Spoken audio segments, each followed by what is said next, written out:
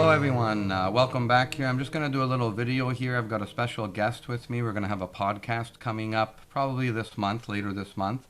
And this is Benj Gallander here. I'm going to introduce Benj to the audience here.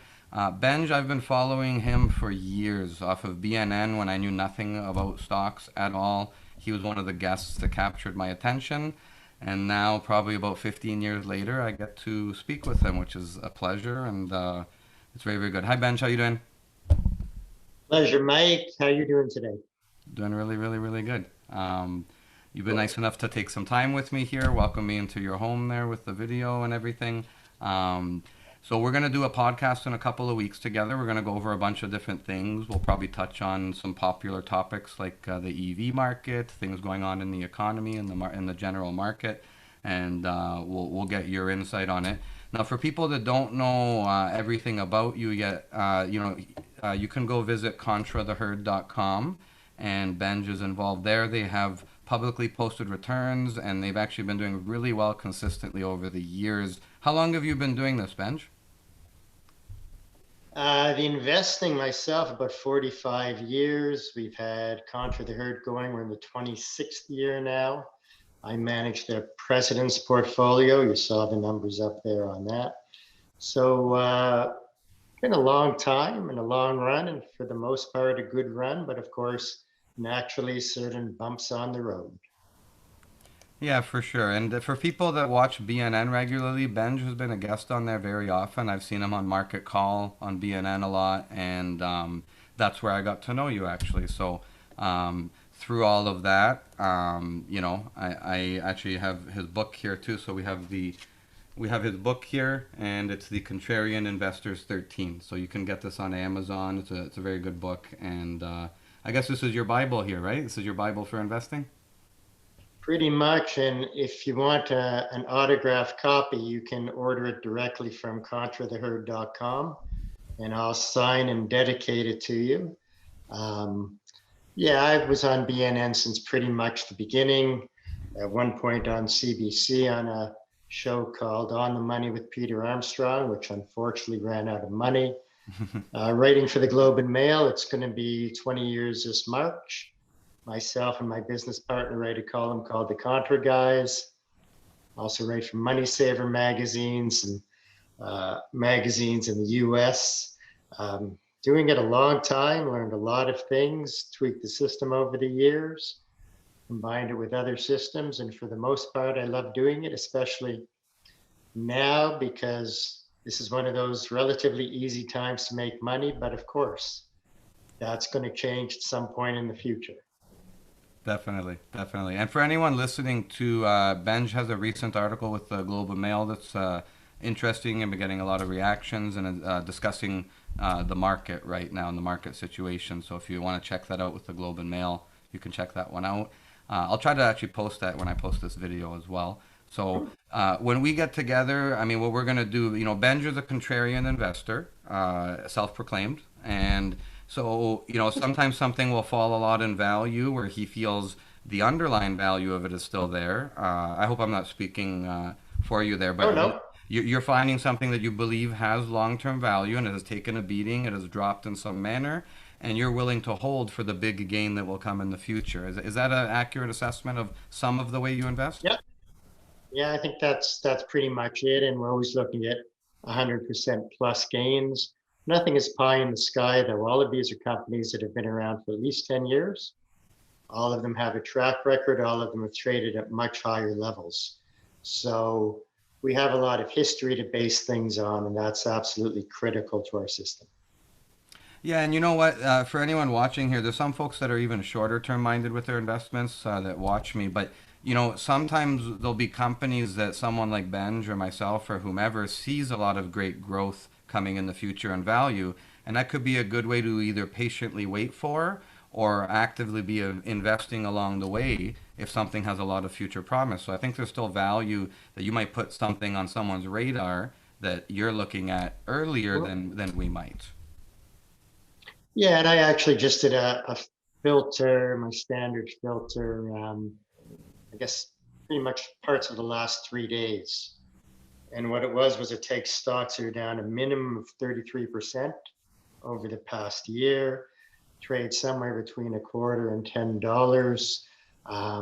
Then they have to have been around for at least 10 years, as I mentioned before. So I just did that. I add to the list. Of those companies, I won't buy into any of those for at least 6 months.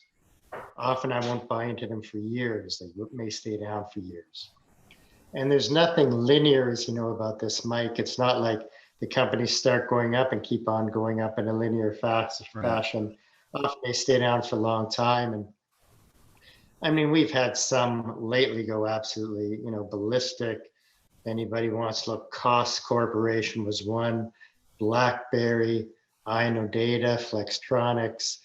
And I said for a long time, these companies didn't really do all that much. And then huge gains, and we managed to take a lot of money off the table for them. So a key part of the methodology is being patient and setting sell targets and basically adhering to those sell targets. So we have to be very, very disciplined with what we do. And it's something that a lot of people in this fast moving world have difficulty doing. So there's a lot of different systems to make money. Ours combines many of them, but it's, the 20-year annualized returns are 18.1%. And some years we lose money, not many. Other years we do fabulously. It just varies year to year. Yeah, and I think long-term wealth and protection of capital and a number of other things are rolled into your strategy. So there might be some other people investing, maybe 10 or 20 grand in a certain way. But, if you want to have a lifetime portfolio, which is what you're doing it in a way where you're pretty much making money almost every year, and you're beating the market on a lot of those years. So, yeah, we beat the market almost every single year. It's rare that we don't beat the market. So yeah, there's actually all the returns are on the website too, which shows all our annual returns, so people can get an idea how we've done. And I remember once when I was speaking, not the book you have there, but my book, The Uncommon Investor, which also became a bestseller. And I was speaking in Ottawa in 2001, and our returns up to the tech wreck had not been all that great. And I was talking to a group of about a dozen people afterwards. And one woman said, looking at your returns for the past 3 years, if I had followed you, I actually would have lost money. And I said, you're right. So she said, why should I follow you? And I just said, maybe you shouldn't. Now, after that, our lowest return for the next 3 years was about 44%, I think. It's on the website. I might be slightly off, up to about 64%. Yeah, but that also was very, very unusual. So, some people join us at the wrong time. If the market goes down like it did in 2000 or in 2008, it's difficult for us to do really well, but we seem to come out very well after the markets get killed. I'm not exactly sure why that is. Maybe because our stocks have been beaten down, or because we're buying so many stocks have been badly beaten down. yeah. But historically, it seems to work. Yeah, and you know what? Sometimes you're holding some stocks. I would imagine that some good fortune in the market happens, or the election happens, or something, and the market gets lifted. And it sounds like you actually benefited from the short squeeze activity in some ways too, whereas some people got hurt by that. You had some stocks that went up extremely in value from the names you just listed off there, right? So. Well, one of them costs went up from, I think it was $2-3, and it went as high as 127. We sold out on the way, and I rarely ever hit the high. The majority of our stocks go up after I sell them. I mean, BlackBerry that I'd held since 2013 and paid 10 and change had done nothing since then, for the most part. And then all of a sudden we were selling for very, very good returns. So, and that was just, what happened with Reddit and Wall Street Bets was complete anomaly. Yeah. Complete anomaly. If you had asked me 2 weeks before it happened what Wall Street Bets was and what Reddit was, I really wouldn't have known, quite frankly. Now, once it happened, within 3 days, I learned a lot, and actually it became something when I'm looking at stocks at this point in time, uh, it could be a little bit of a factor when I buy something, because maybe I know that the people there are looking at it. But of course, they changed the system right away. Yeah. And all of a sudden, you couldn't buy often more than a share of certain things. Trading is freed up again, but the whole situation was completely bizarre. And, going back, same as in the past year when oil went negative. Mm-hmm. I think it went as low as negative $36, $37. It had never gone negative before. So I see new things that happen. Of course, oil since then is up $57 or so today, $58, back to some sort of normalcy. But I think a lot because of technology, things have changed to a degree, and one has to be aware of that. And hopefully one can learn how to take advantage of it, which is what I'm trying to do. And you know what? I mean, we're going to get into that in the podcast in more detail because I have some good questions on that. And even watching CNBC, there was an interview with Chamath Palihapitiya, and he was kind of fighting with the CNBC guys saying, we're blaming Wall Street bets, we're blaming these Reddit guys, but people have been aggressively shorting the market in a way that's not that, fair to a lot of people in their minds anyways. Some people feel they got their just desserts and there's this battle, but Yeah. we can go into more detail in that when we go into the podcast for sure. Sounds great. We don't want to give too much right now. No. We want to, leave them thirsting for more. We're going to wave the carrot here. So just so you know, with GME, I mean, I don't like chasing the flavor of the day like that. That seemed crazy to me. So what I did was I just made a $5,000 bet, and in 40 minutes I made $2,000, and I was done. 40% in 2 hours. If you decide to annualize that, that's great. If you can do it, it's not my way, as we know, but I certainly respect other methodologies that work.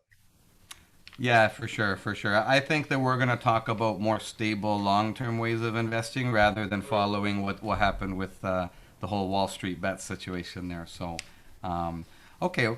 Let's do it all. Do it all. We'll do it all, right? A little bit of this, a little bit of that. It's all about balance too. Like I own some cryptocurrencies. It's all about balance, right? We're in maybe real estate and different things going on. So I think we'll have a lot to talk about there. So that's good. Okay, well, thanks for taking the time with me, welcoming us into your home there, and we'll have the audience look forward to the actual podcast, and I think we'll have a really good conversation, and I'm looking forward to talking to you. I've always wanted to do an interview with you. And do we know when the podcast will be?